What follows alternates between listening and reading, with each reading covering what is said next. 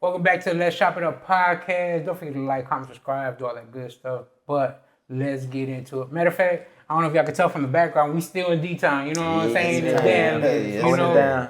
we came out here for a Cowboys game. No, not playing. Did y'all win today? I think y'all won today. I don't think so. Dang, y'all lost to Washington? You know what? I ain't gonna Mo don't even know. Mo don't even know. Because I walked into when we stopped and I saw a little bit, and I'm like, let me get out of here before I get disappointed. You know what I'm saying? Today was a good day. I just left church. Now. Right.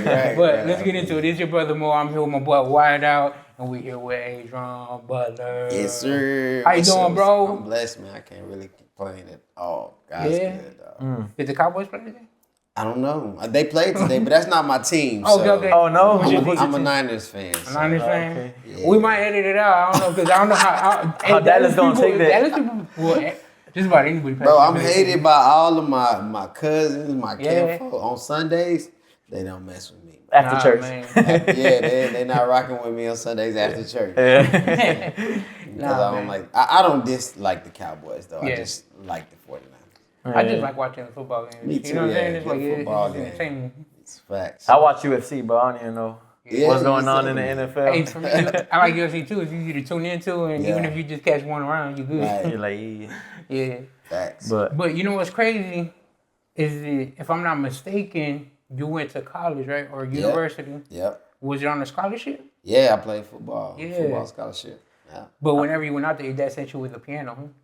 Yeah. A keyboard. Yeah, how did you know this? Hey. So my dad sent me with a Yamaha motif. Mm-hmm. And so that's really where my love for music was born. What was the purpose of that? He wanted you to be like a. So what happened Keyboardist was or- my senior year, I'm playing football, and he's a musician. Okay. So he's always had this. So my senior year, I started going down where his little music area was, and just start playing. You know, coming up with different. Because I was the kid at school that was beating on the desk Yeah. while everybody freestyle. So you know what I'm saying, we had the freestyle circle. You were the Pharrell. Facts. Yeah. Facts. So my dad, he just was trying to just pour into me. So he Nice. got one of his producer friends to teach me how to like make simple loops Yeah. on the synthesizer. And then my dad just saw me just keep doing it over and over without him asking. So whenever I graduated from high school, they sent, he was like, I got a present for you. So they got me a computer and his keyboard. So Wow. went to school with that. Just started making beats. So Nice. when you were in school, like back middle school, high school, you weren't rapping. You were just doing just Yeah, I just was a normal kid. Playing sports. Playing sports, running around outside. thought you was gonna make it to the with my NFL. friends. Right, Maybe. yeah. Facts. For the Niners. Yeah, facts. Yeah. Niners, if you're watching this, hit them up. No, You know what I'm saying? I still got a little, you know, little juju left. Yeah. that's crazy. At what's up. what point did you kind of jump on the other side of it, making the beats? You know what I'm saying? Because you started selling beats. Yeah, so I was making them at first. And so I thought that's what I was gonna be doing. Like I thought I was gonna be a producer or A&R, something at the record label. So when I got to school, I studied marketing because I was like, I'm just gonna go all in. And so in my dorm, people start coming over. Like they start coming over. I start recording people. Start working on my engineering skills. So I would use my beats, get local artists from the city and from the college to make songs. Take it up to the radio station, see if they spin it. So basically, we was just doing that over and over and over and over again. And it wasn't until after I got out of school that I decided to give the gift to God. So I rededicated my life my senior year of college because I was on campus. A girl, she pulls up. And she was bumping this Christian music, and I had never heard anybody on campus do anything Christian. Yeah. Christian rap. Yeah. You know what it was? It was Lecrae? Jesus music, yeah. Yeah, that's funny. That's what got me into CHH was That's Jesus crazy. music. Yeah. So she was listening to that, so I stopped. I was like, "What is this?"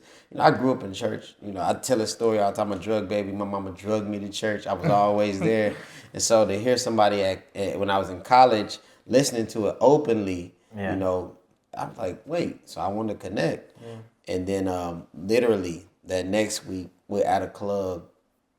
And I'm there with my football friends, so they get into it, I get into it, because, you know what I'm saying, we stand up for each other. So we got in this big old fight, and me and this guy named Robert Wells, He's like 6'6", he tall. So we're standing next to each other as the fight is going on. A SUV pulls up, jumps out, and he points guns in our face. Man. And at that moment, I was like, man, what am I doing? You know what I'm saying? Yeah. And so when I woke up this morning, I didn't expect right, like, you know what I'm saying? I just like, what is going on? So the dude slapped the gun at it. Robert Wells slapped the gun out of his face, kind of like an angel right there for me. Slapped the gun. He's like, bro, you're not gonna do nothing with that. He slapped the gun out of his face. The gun fell. Dude picked it up. He drove off. But that experience was like, wait, what? I'm going way down the wrong path. Yeah. You know what I'm saying? I done went from, I was at church all the time. Yeah. You know what I'm saying? Now I'm clubbing every night, you know what I'm saying? Trying to run through as many females as I can. You know what I'm saying? Like, and then I run into this girl who's listening to Jesus music. Then the next day I go to the club, I almost get shot. You was about to talk to Jesus. Right. I'm like, you know what is going on? So I rededicated my life. And then I was just going to be a Christian. I wasn't going to do like no music or nothing like that. I had never written a Christian rap at this point. And I was just making beats. I went to the workforce and tried a bunch of different odd jobs, doing this, doing that. Landed selling insurance. Okay. Right? I was selling insurance for a while. And the guy in the cubicle next to me, he was like, hey, man, I'm still pushing my beats. I got a studio out of my crib, and I was selling insurance. So I'm recording people all the time when I'm not at work. I'm single. You know what I'm saying? I got time. Yeah. The dude was like, yeah, man, your beats go hard. He said, you think you can come play some of your beats at our church? I'm like, okay. It's like a DJ. He's like, because we having to sleep a lock-in, and we don't want to play no secular music. Yeah. And I was like, all right, bet, I can do that. And then the next week, he was like, bro, have you ever heard of this guy? He gave me a CD, and it was Lecrae. Okay. And I was like, yeah, I heard him. He's like, can you play some of his stuff? He's like, you know what? You ever thought about putting, your own song together? And so I did this freestyle song called Walk Like Jesus. And at the lock-in, it was like 5 churches there. And all 5 of them asked me to come to their church. Oh, wow. It was really at that moment, I was like, man, a star was born. Yeah. Hey, perfect. It's like something to this. Yeah. So just kind of been running ever since. And since then, you were on the mic. Mm-hmm. Whenever you first jumped on the mic, did you know in yourself, man, I could bust a freestyle, or I could pimp the pen, or was it just like, I'm gonna try? So, like I said, my dad a musician, so I just been around performance my whole life. You know what I'm saying? Like, since I was a kid, dancing and, watching him. I was in a group in Dallas called AFC. It was Actors for Christ.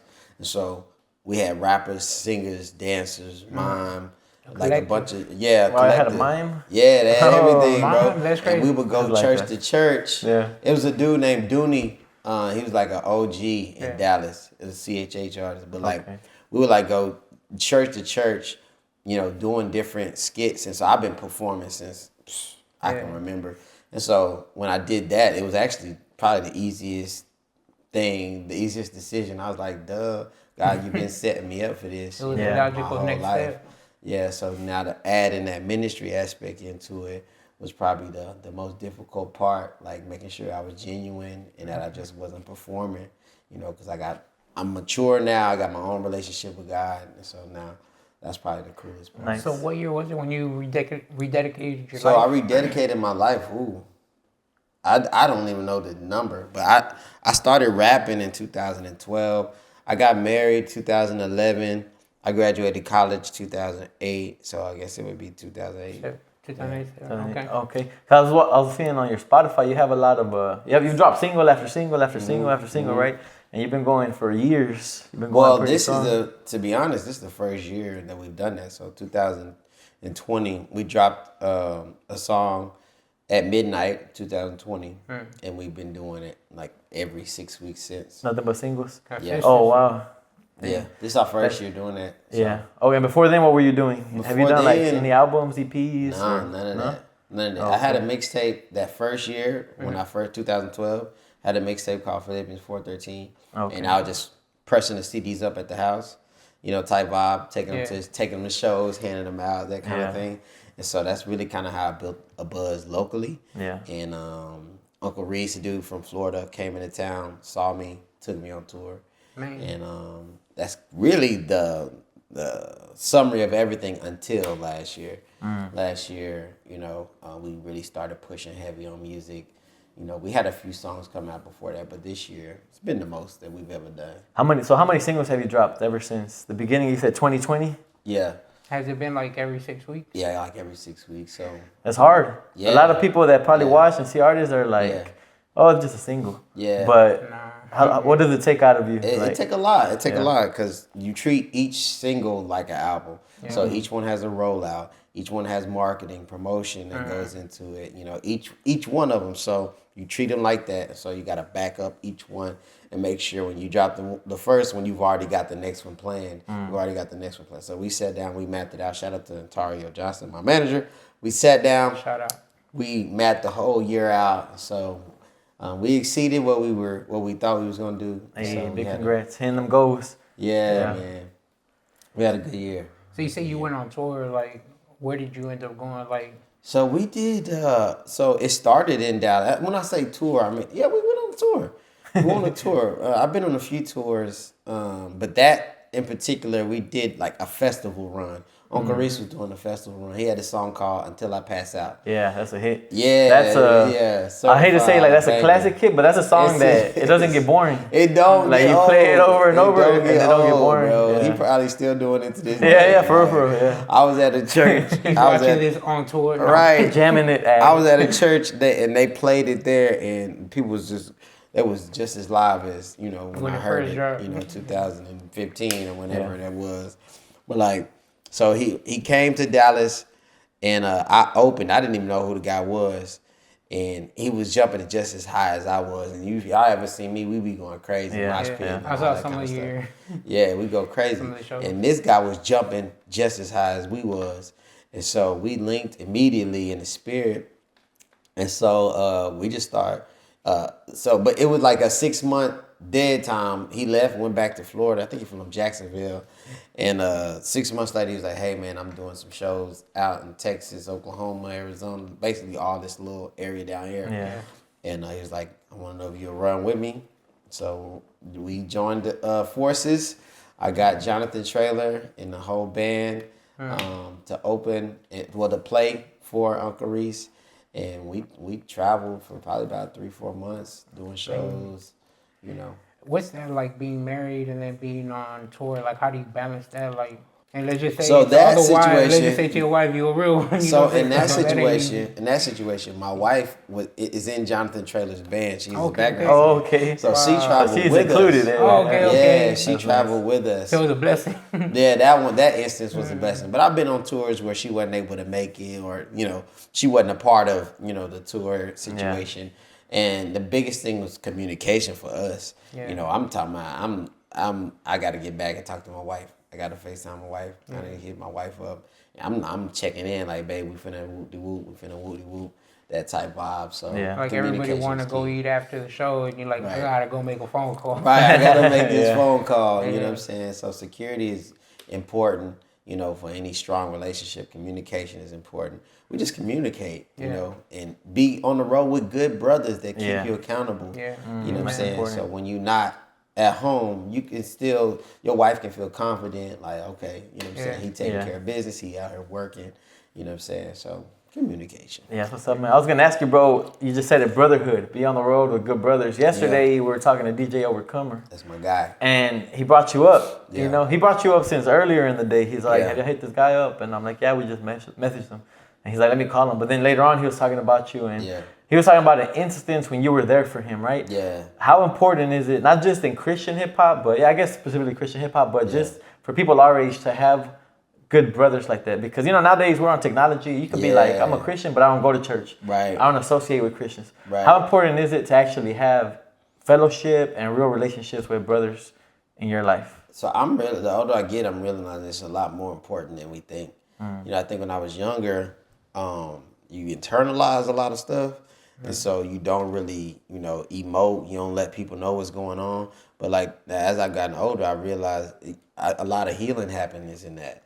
You know, that accountability. You know what I'm saying? If I can really tell you what I'm going through, you can help me. You know what I'm saying? Yeah. But like if I'm not honest with you, you know what I'm saying? If I don't feel like I can communicate with you, you can't really help. Like we can't really be bonded like that. True. But like you get those brothers around where you can say, bro, look, I've been double tapping all her photos, bro. You know what I'm saying? Like, you know what I'm saying? Like, bro, like, I need you to keep me accountable type of, you know what I'm saying? Then y'all can have that kind of real relationship. Like, hey, bro, I'm struggling, man. That Cash App scam looking good, man. Don't do it, bro. You know what I'm saying? Yeah. But, like, if we're not really rocking like that, we're not really on that level, that could never happen. So I think it's probably one of the most important things, getting around people that, you know, you trust and, you know, that you can pour out to and they can pour into you.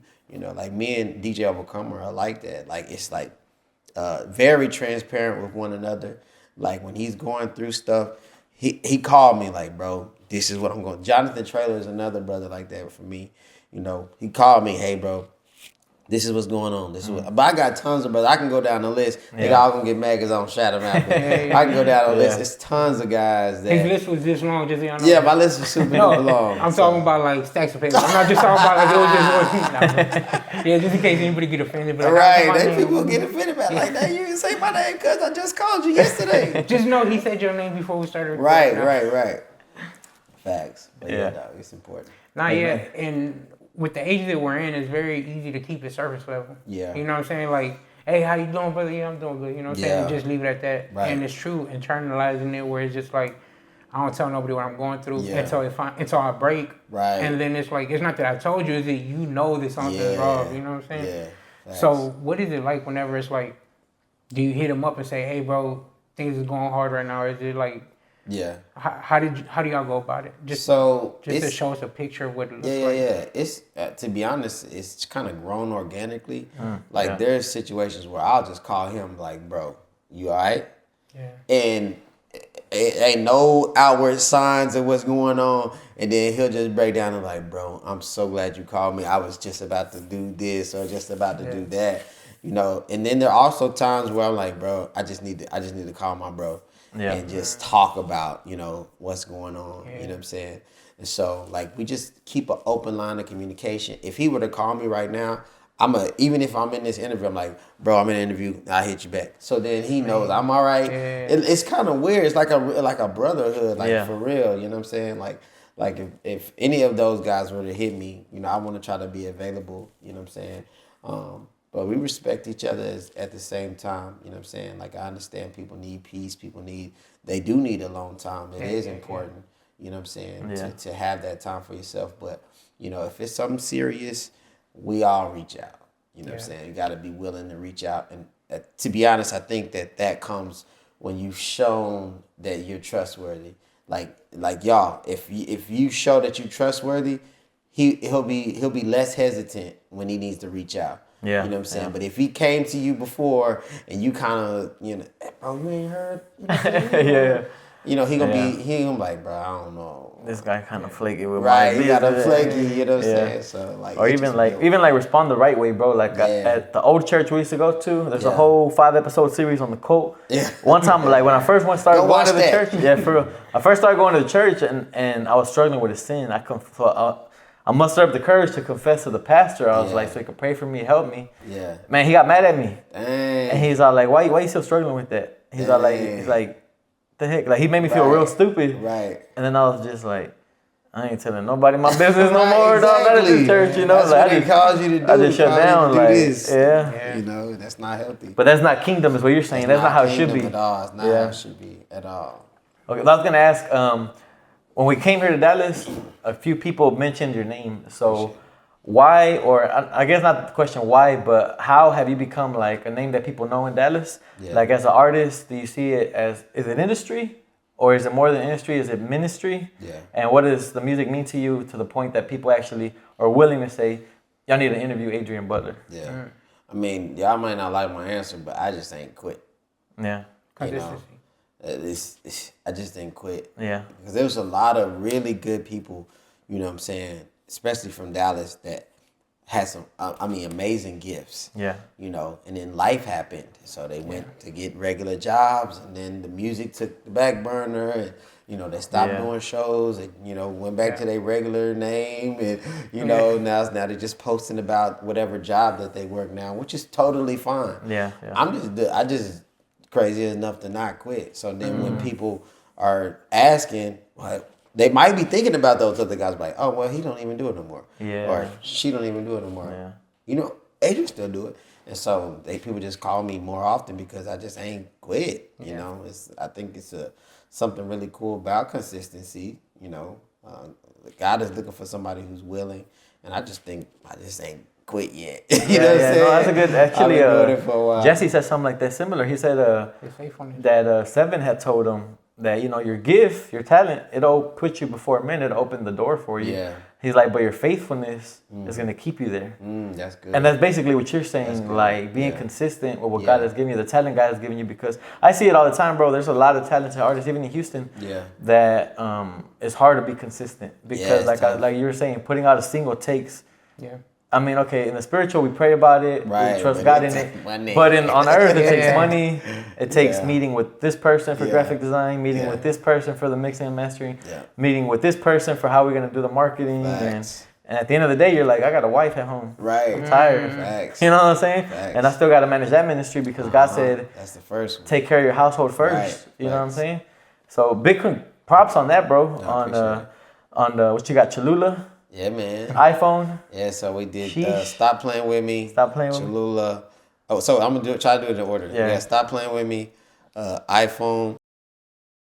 Day 3. The Feeling Is Mutual.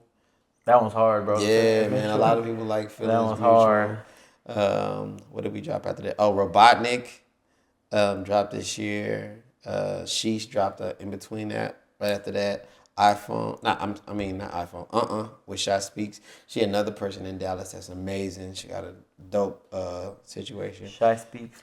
Yeah. I heard the name. Because we were considering her for the Dallas. Well, we never made it, so I'll just say now that Yeah. we're going to do a Dallas Top 10. Oh, right? that's what's up. Because we did one for H-Time. Yeah. Even though we got a lot of backlash. Right. Honestly, when you make a top 10, there's always going to be somebody that's like, man, I didn't even think about it. My bad. You know what I'm saying? Facts. So if you didn't make it on the top 10, my bad. We still love you. But I didn't make that list. I didn't make that list. You in God's top 10. I was all that matters. Hey, look, just for my defense, I was in the hospital when they made the list, so I didn't have no role. Yeah, but she dope. You know, Yeah. she's also from Dallas too. She's probably the biggest female artist from the city. She got a song with Lecrae. Fire though. She got a song with Lecrae on his project. Wow, yeah, man. That's she's dope. She raps.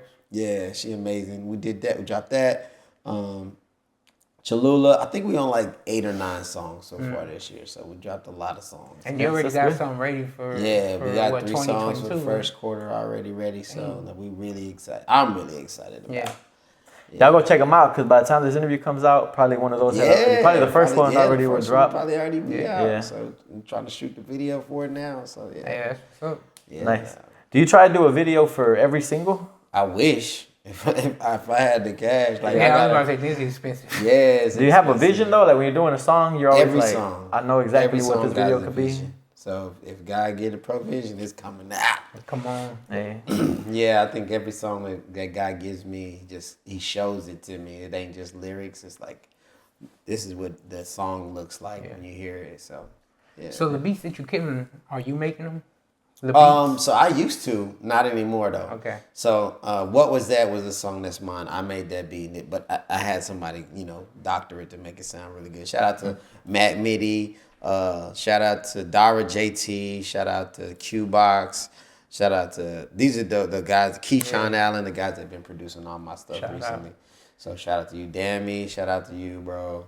Trust me, the list was this long. No. I mean, like, it's super long. So. In case anybody, Yeah. So those are the guys that kind of been, making my stuff lately. But I actually enjoy not making the beats because I get to connect with more people. It's not. And put them on. Yeah. I've tried making beats, bro. It was like the most. First of all, I'm not inclined to stay on beat. I really am not. You know what I'm saying? I can't even count bars. So whenever I be whenever I've written stuff, you know what I'm saying, they ask me to be on stuff, I'm like, You told me this is 16 or right. I'm like, I don't count bars either. Yeah. I'm trash at counting bars. Because I know this last year in Houston, conversation that started coming up 8 bars and whatnot, and I'm like, man, I'm gonna just start spinning 4 bars. Right. That's how you get it. 4 bar tracks. 4 bar tracks. That's what I'm doing now. Songs be 30 seconds long now. Yeah, so big ups to you to even making the beats at the beginning, because I know that ain't easy, man. Yeah, but I think that season kind of helped me, like, in this, even though I'm not making the beats, I'm still like, what do they call it? Executive producing them. Like, okay, I want this, I want that, I want that. You know what it can be. Yeah. So because like if I walk in and I hear a beat, I think, okay, well that's the end of it. That's right. just what it is. You know what I'm saying?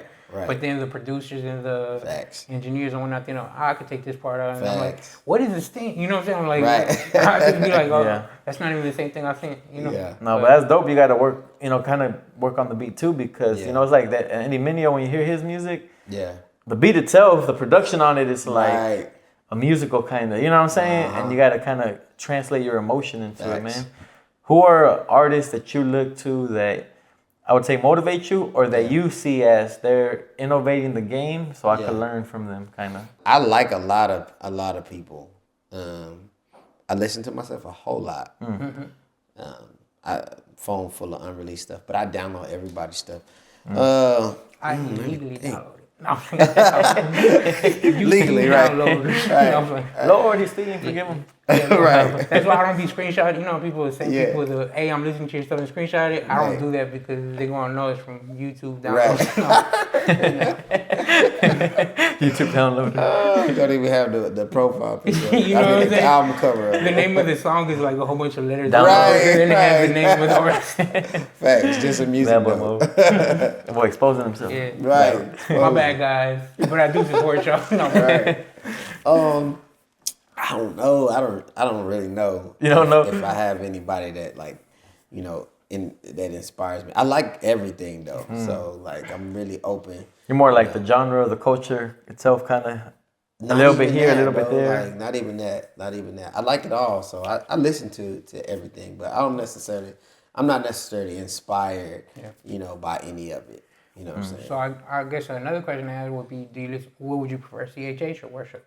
Like if you jump in the car right now and you just, or is it like different moods or different times? I like podcasts. Podcasts? Oh yeah. Okay. Yeah. Let's Shop It Up podcast. I don't know if y'all You know what I'm saying? You know what I'm saying? No. So I like to listen to people's brain, like listen to how they think. You know what I'm saying? I like that a lot. So I catch myself listening to podcasts. Have you got music ideas like from podcasts? Like hearing somebody the way they podcast think? Or a sermon. And you're like, man, that's gonna be a song, or that's a theme for a song? Yep. Okay, that's dope, man. I find YouTube videos, like a YouTube series, and I'll just be listening to that, and I find some nuggets, man. Yeah. Some nuggets. What podcast have you been listening to? So shout out to Let's Chop It Up the podcast. But Ruslan, hey, he killed I like him. Yeah, I like Ruslan what be he killing does. it. Yeah. It's very unique.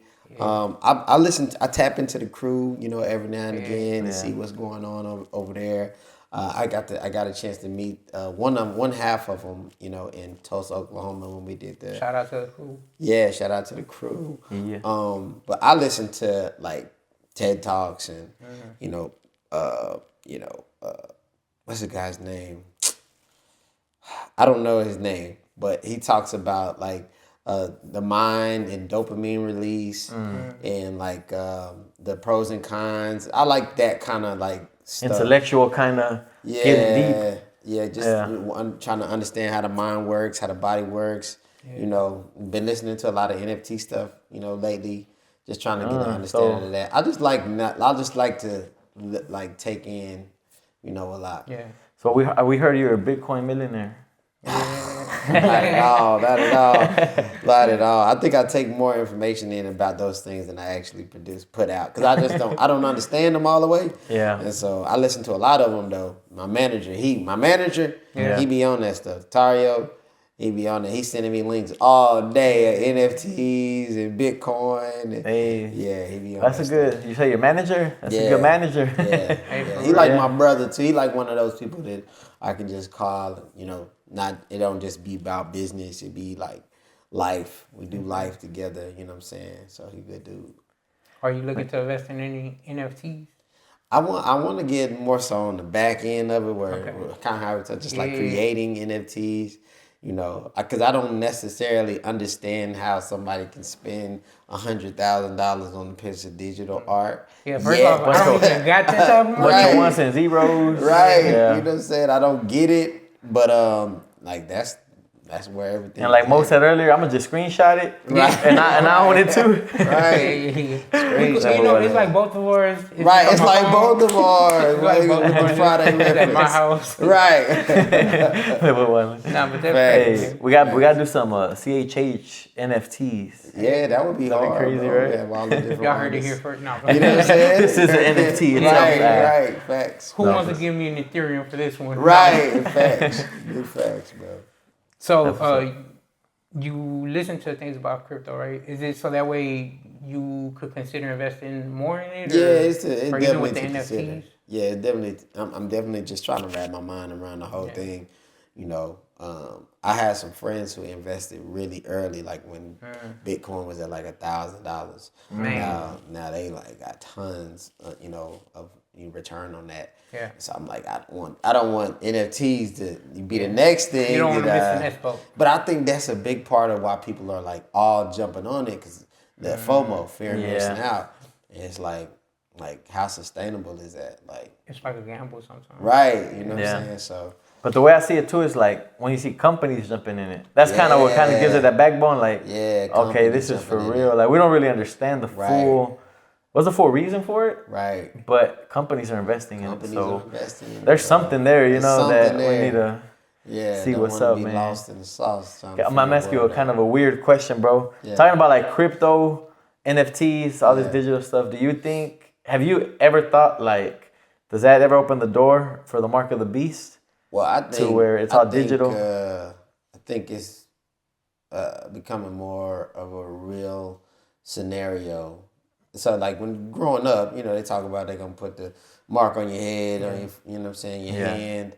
Like you're like, man, you're not doing that to me. Yeah. There's no way you gonna get me to take a mark on my forehead so I can buy some. There's no way. Yeah. But now the way technology is going, it's almost like it's not as open, far-fetched. Not as in your face, not as far-fetched or unbelievable now. It's like, dang. Especially with COVID happening and the vaccine, you got to get the vaccine to do this and do this. I think it's opening a lot of people's eyes. Like, man, they could really snap their fingers and change the whole world order, and then we would be forced to line up. And now with this whole crypto and meta world, it's like you might be done took the mark of the beast digitally and didn't even know it. I know, right? Y'all speaking about that, and then you brought up vaccine. There's people that were like, "Oh, the vaccine is the mark of the beast." Yeah, I remember that. And I can only imagine because I wasn't there for whenever it started happening. But people started using credit cards. I'm pretty sure people were like, "Oh, that's the mark of the beast."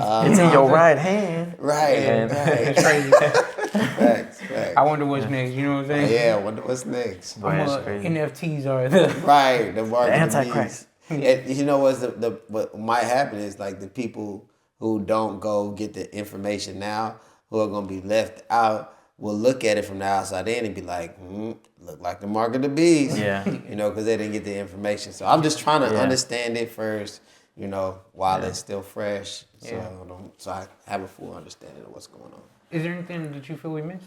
No, we went all over. We've been talking like off camera. We've been talking for like an extra hour. Right. It's a good dudes, man. Y'all go follow everything that they doing, man. Nah, man. I was happy to.